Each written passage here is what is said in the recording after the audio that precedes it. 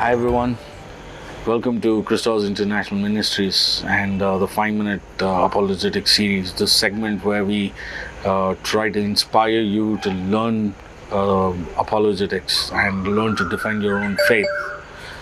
So here's the first thing. Let me just explain to you why I'm outdoors.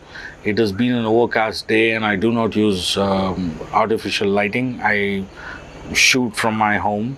At this point of time, I'm outside in the gazebo just outside of my apartment because there is no sufficient light. The whole day I was waiting for sufficient light to come in and it wasn't happening. So at this point of time, I'm committed to bringing this video to you come what may. So I decided I'll come out here and shoot at this place. It's a little windy, and if you please do not mind this the noise of the wind and the noise of the nature, but I hope that you will cut through this clutter and listen to what I've got to say. With that, let me invite you into the world of apologetics. Let's take the first formal step.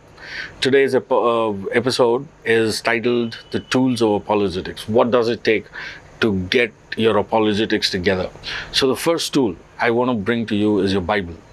Never forget that all of truth proceeds from God, and the Bible is a record of God's actions, God's mercies, and man's sinfulness. It is also a record of God's actions and God's laws and how mankind proceeded to violate those laws for his own selfish ends. So, first thing, study your Bible. Get a good grip of it. Don't jump from one promise to another, but study each passage. Each passage has a historical value. It also has a moral value. It has a devotional value, but transcending that, it also provides you an insight into the character of God, into the character of man, and how God and man interact in this context of holiness and sin, in the context of sovereignty of God and the free will of man.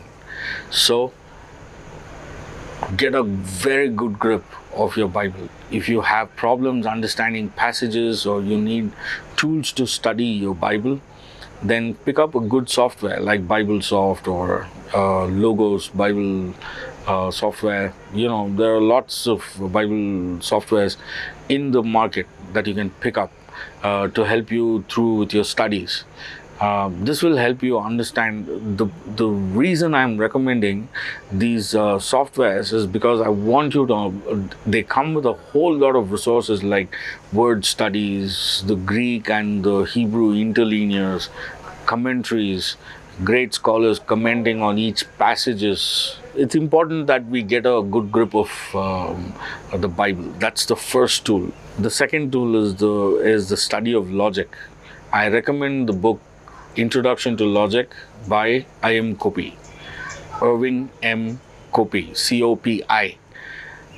This is one of the books that I studied when I went to the university and college to study philosophy, and it's a big fat book. Don't be intimidated by it. We are not going to get into the entire book because that would take a very long time.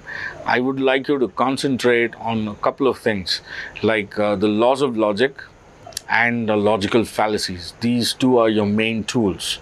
These two sections are more than enough. That is the laws of logic, understand the laws of logic, and also study the fallacies.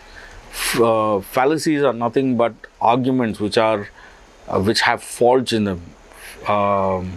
There are about 14 fallacies as identified by the great Irving M. Copi, but there are other authors.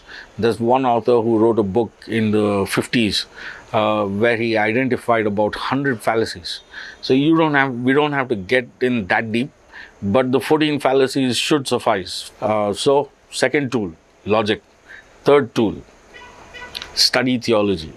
Get into theology. Learn at least the basic stuff. One of the books I recommend a lot is J.I. Packer's book, Knowing God. It's a brilliant book. It starts you off, it's a very good primer. It starts you off on the journey into God's nature and the study of His character in a beautiful manner. It's a lovely primer, and I highly recommend that book. Fourth, read Christian thinkers. Francis Schaeffer, C.S. Lewis, Dorothy Sayers, the great Ravi Zacharias, and the great R.C. Sproul. His brilliant book, One Holy Passion, is an amazing book and a primer into apologetics. It's a brilliant book. You should read it. These are not very heavy books. Norman Geisler, he wrote a book titled Christian Apologetics. It's a textbook. You can order it online. You can get it. Read through it. Give yourself time to read and understand these authors. So, read books on culture, listen to music, listen to the lyrics, because a great man once said, the greatest philosophers of the 21st century are songwriters. They capture the angst of the generation much better. So listen to the songs, listen to your art, watch the art. This is a principle I learned from Francis Schaeffer. So if you can get your hands on his books, please do. I've said this thing from the beginning that we are supposed to be men of excellence, and we are also called to be thought leaders. You see, truth is equal to light. So if we need to be torchbearers of truth. We cannot defend our positions until we know what it takes to defend, until we know what we are defending and what we are fighting against. If you can get your hands on books of science, great, please do. If you can't, watch documentaries. There are very, very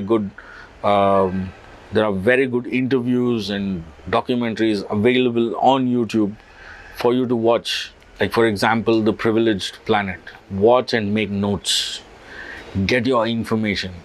A good apologist is also a man of knowledge. He really needs to know stuff. If you do not know stuff, you're arguing in the blind. Of course, in and through these videos, we will train you to place your counter argument. But these counter arguments need to be placed on facts. And these facts are available to you only in books and only when you make the effort to educate yourself. It's not difficult to train yourself to become an apologist.